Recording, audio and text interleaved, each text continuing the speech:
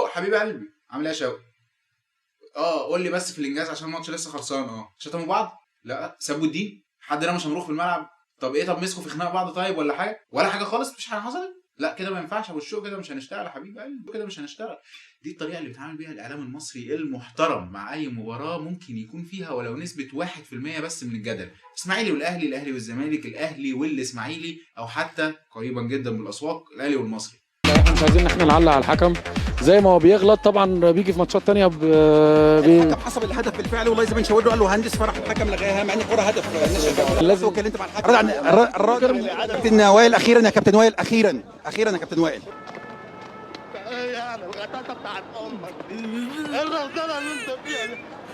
بدايه من نقل المباراه لملعب في اخر الدنيا دي امنيا معلش يعني امنيه، يعني كان ممكن نتامن في اي حته قريبه ان احنا هنلعب. انا حسني عبد ربه كاسماعيلاوي بقول ان ما كانش عندي مشكله نلعب في القاهره ماتشين حتى. والنجيله بتاعته شكلها عامل كده لحد تعيين جهاد جريشه حكم للمباراه اكبر منه ومن شخصيته، ومعروف من قبلها ان هي هتفلت منه، وتنفيذ كامل لحكام احسن منه وشخصيتهم اقوى منه. واعتقد ان هم ما كانوش هيتكسفوا ان هم ما يحسبوش اي فاول لاي لاعب ممكن يقع في الملعب. كل ده خلى الشكل التنظيمي للمباراه دي يوحي ان احنا هنشوف فرقتين البيبي كان بينزل عليهم. بس مع كل ده وبالرغم من كل الظروف دي الا ان المباراه طلعت نظيفه وعدت بسلام، بالرغم ان في شويه مناوشات على النت وشويه خناقات، الا ان عموما ما شفناش حاجات زي اللي احنا كنا متوقعينها، مثلا زي هاشتاج يا منجويه اولاد ولا النادي الاحمر ابن في اخر 30 سنه قابلنا النادي الاهلي 59 مره، كسبنا النادي الاهلي 15 مره، اتهزمنا منه 24 مره، وتعادلنا معاه 20 مره. بالتعادل ده يبقى 21 لغايه دلوقتي. خلال اخر 10 سنين متضمنين الثلاث سنين بتوع توقف الدوري بسبب مذبحه بورسعيد ويرجع ويقف ويرجع ويقف. النادي الاهلي كان بيتعامل مع النادي الاسماعيلي زي ما بايرن ميونخ بيتعامل مع بروسيا دورتموند في المانيا كده، كسوبر ماركت، يخش يعبي ويطلع، سواء بطريقه شرعيه او غير شرعيه او حتى من تحت الترابيزه. ولان دول ما كانوش شويه لعيبه عاديين، لا دول كانوا لعيبه اتبنى عليهم فرق هنا في اسماعيليه، ولما راحوا الاهلي اتبنى عليهم فرق خدت بطولات. كان ده السبب الاساسي في الاحتقان اللي ما بين جمهور النادي الاسماعيلي وجمهور النادي الاهلي. الموضوع ده اللي بالطبع بدا يقل دلوقتي، لان الموضوع ده بطل يحصل مع النادي الاهلي. اللعيبه دي بدات تروح فين؟ بدات تروح نادي الزمالك دلوقتي. قبل المباراه وضع النادي الاسماعيلي كان كالاتي: عندنا نقطتين وما خسرناش ولا ماتش من بدايه الدوري. ازاي يا معلم؟ عشان احنا اتخصم 6 نقط مننا من الفيفا. عايز تعرف ليه؟ خش على الفيديو ده. واخدين اسبوع راحتنا او اسبوع الباي بتاعنا في الدوري قبل المباراه بتاعه الاهلي، وعاملين معسكر المفروض ان هو على حسب الجهاز الفني ما بيقول على اعلى مستوى. لعيبه الاهلي قبل الماتش باقل من اسبوع كانوا لاعبين ماتش في الدوري مع اتحاد الشرطه، واللعيبه الدوليين بتوع الاهلي كانوا لاعبين ماتش ذهاب وعوده مع بوتسوانا، واي حلزون جبته من الشارع هيدرب النادي الاسماعيلي على الاقل هيقدم اداء بدني وفني احسن من اللي احنا شفناه نظرا لكل الحاجات اللي انا حطيتها قبل كده. بس للاسف الشكل طلع شمال خالص، بدايه من شارع الشهيد شوقي السعيد اللي كان موجود عندنا في الدفاع. كوبا ايه؟ كوبا كوبا كيلو بانجو، لحد اننا ما سددناش على مرمى شريف اكرامي ولا تسديده من بره المنطقه لغايه الدقيقه 58 يا مؤمن، ولما سددناها طلعت بالشكل ده. دي انطول يستنى خبط كده في رجله. كان شكلنا الفني في المباراه دي بكل بساطه عباره عن ده حاجه تخلي الواحد يطلع من هدوم. يا عم انا هروح اقعد هناك على البتاع ده شويه. والله من المنطق ان لما يبقى قلب الدفاع بتاعك سايب المهاجم بتاع الفريق الخصم يرمح في منطقه الجزاء بتاعته بكل سهوله كده، شوت يدخل منطقه الجزاء، او يسيب راس حربه الخصم يستلم ويقلب باكورد وهو واقف وراه. انا مش عارف كان واقف وراه بيعمل ايه بالظبط، بس هو كان واقف وراه. المفروض ان انت كمدرب لازم تعرف ان انت لازم تتدخل بسرعه والا هتلبس، ما فيهاش اوبشن ثالث دي. ازيك يا ابو الشوق عامل ايه؟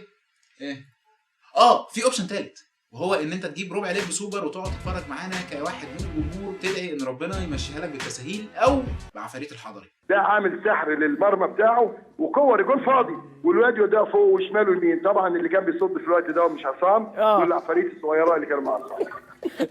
ممكن كمدرب تعتمد على دفاعك، بس ده لو اصلا دفاعك يعتمد عليه، لكن احنا الدفاع بتاعنا ما ينفعش يتلعب بيه ماتش فيفا مع حرس الحدود اساسا. وبالرغم من كل ده ريكاردو اختار ان هو يكمل دفاعيا في الشوط الثاني ويزود بتغييرات دفاعيه يتقل بيها الحمل على الدفاع. وحتى التغيير الهجومي الوحيد اللي عمله نزل بيه محمد زيكا اللي هو اساسا صانع العاب وماسك عليه سدايات.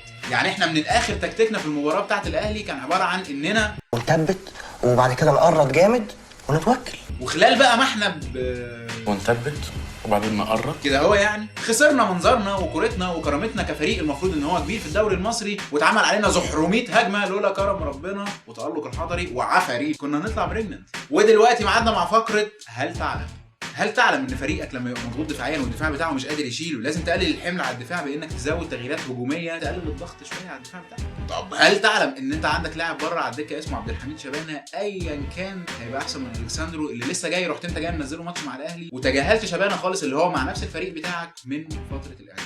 عمري ما كنت من الناس اللي بعد اي خساره لاي فريق انا بشجعه اجري على المدرب والبسه الليله كلها من اولها لاخرها، بس الواقع اللي قدامنا بيقول ايه؟ ريكاردو المدرب البرازيلي اللي بقاله معانا موسم كامل دلوقتي في الدوري المصري وجاء قبل كده برده موسم في الدوري المصري ما قدرش يتعامل مع المباراه زي ما جاريدو مدرب الاهلي الجديد اللي لسه جاي بشوكته قدر يتعامل مع المباراه ومع تغييراتها، بالرغم من ان لعيبته ممكن تكون محتاجه واحد فاهم اكتر في الكره المصريه من لعيبتنا. حاجه كمان مهمه جدا وخطيره جدا دلوقتي، الفرق بين جاريدو وريكاردو في المؤتمر الصحفي كان عباره عن الاتي: واحد بيشرح اللي عمله فنيا في المباراه لجمهوره، دايما التبديلات بيكون هدفها الفوز بالمباراه، وفي الحاله دي كان بالنسبه لموسى وهاني كنا بنحاول ان احنا نفتح اللعب. وواحد بيدافع وبيبرر وبيحتد كمان على اي حاجه هو عملها في المباراه سواء صح او غلط. First, the opinion for anyone to talk here in TV and in newspapers is not my problem. هو بيقول لك بالنسبه لرايك انت ده رايك، هو مش مسؤول عنه ده. I see my team and I prepare my team. هو هيحضر فريقه. Okay, it's not my problem what anyone. مش مشكلته ان حد يقول او حد يتكلم. I'm very satisfied about my team. They fight a lot. ناس حابب كتير وخلاص كتير. قلب في قناه اليوتيوب اللي انت واقف عليها دي هتلاقي ان احنا من اوائل الناس اللي دعمت ريكاردو اول لما جه النادي، بس لما احمد العجوز مشي وجبنا ريكاردو انا كنت عايز اجيب مدرب، ما كنتش عايز اجيب نبي. يعني ايا كان اللي بيقنع ريكاردو ان كل قراراته صح مهما كانت لازم يبطل. مفيش حاجه في الدنيا اسمها تعادل بطعم الفوز، تعادل بطعم الفلفل، تعادل بطعم الجبنه المتبله. في حاجه اسمها ان احنا كان شكلنا وحش في المباراه دي ولو لعبنا في الدوري بالشكل ده هنتخير. واخر نقطه فنيا في المباراه دي، مدرب الاحمال بتاع نادي اسماعيلي وحشتني قوي، ما تيجي بقى انت فين؟ اللعيبه بتقع من نص الشوط الثاني، يعني احنا جبنا خبير برازيلي اسمه جايرو عمل ايه؟ الاسماعيلي داخل في السنه الثالثه هو بيلعب كوره مش كورته. الموضوع ده فاشل، لا احنا بتوع تقريط ولا احنا بتوع دعاء على الوالدين واقعد واستنى لما ربنا يكرمك وحمل بقى على الجون بتاعك وهو عفاريته، ولا احنا بتوع اي حاجه من الكلام ده. احنا بتوع الكوره اللي على الارض، احنا بتوع ان احنا حتى لو طالعين من الماتش خسرانينه بس الناس كلها بتحترمه، احنا بتوع ان احنا ما بيهمناش اي حاجه في الدنيا غير ان احنا نبقى طالعين من ال 90 دقيقه فرحانين ومبسوطين عشان نكمل حياتنا عادي. يا ريت كل واحد فيكم يقول في الكومنتات اللي تحت دي سواء على اليوتيوب او اي مكان الحلقه بتتشهر فيه تقييمه لكل لعيب في المباراه دي، وكمان تقييمكم لريكاردو من اول ما بدا معانا لغايه اللحظه دي. وقبل ما اختم الحلقه واقول لكم اشوفكم الاسبوع الجاي، عايز اتكلم عن حاجه معينه جدا.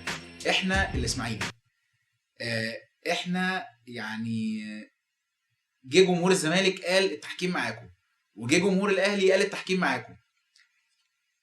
هو ايه اللي عندي الحكم عايزه؟ يعني فلنفترض ان الحكم كرهك، مش اسهل انه يعمل الموضوع ده مثلا في ماتش زي الشرطه انبي مقاولين؟ ايه اللي عندي انا كاسماعيلي الحكم عايزه؟ في يا جدعان وات ذا فك؟